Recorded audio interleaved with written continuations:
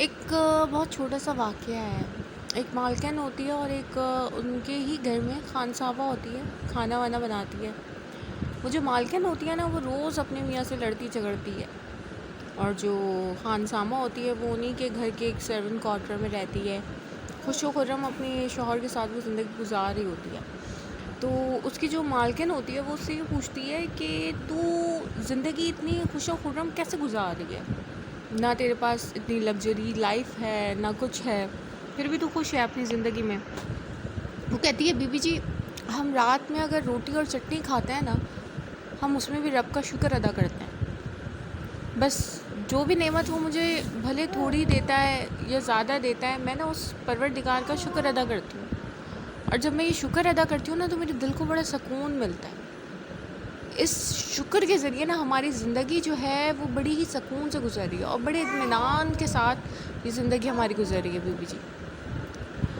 تو وہ جو مالکن ہوتی ہے نا، وہ نوکرانی کی یہ بات سن کر بڑی حیران ہوتی ہے، اور وہ اپنی زندگی میں فوکس کرتی ہے کہ میں کہاں غلط ہوں، میری زندگی میں کیوں سکون نہیں ہے، کیونکہ میرے پاس تو ہر دنیا کی ہر آرائش، ہر شے موجود ہے، پھر بھی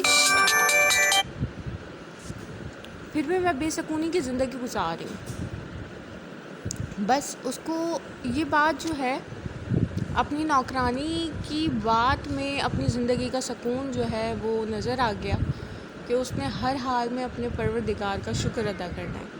تو جو اس کی لگژریس لائف تھی، وہ جو اس میں جو اس کو بے سکونی تھی نا، اس کی صرف طمع کی وجہ سے تھی۔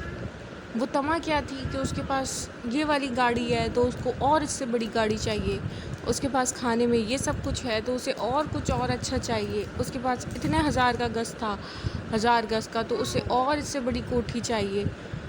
وہ اس میں کھوئی ہوئی تھی۔ اس نے کبھی اپنے رب کی ان نعمتوں کو پہچانا ہی نہیں جن نعمتوں سے اسے اس کے رب نے نوازا تھا۔ وہ اس کو خوشی اور جو اس کی اسٹریسنس تھی، جو وہ اسٹریس میں چلی جایا کرتی تھی، چیخو پکار اور طبیعت کا خراب ہونا، اس کو اندازہ ہو گیا کہ جب تک میں اپنے رب کی دی ہوئی نعمتوں کو شکر ادا نہیں کروں گی، تب تک میری زندگی میں سکون نہیں آئے گا۔ اسی لیے پروردگار عالم کہتا ہے کہ میری دی ہوئی نعمتوں کو پہچانو کہ میں نے تمہیں کن کن نعمتوں سے نوازا ہے۔ سب سے بڑی نعمت اس کی یہ ہے کہ اس نے ہمیں صحیح سالم بنایا ہے۔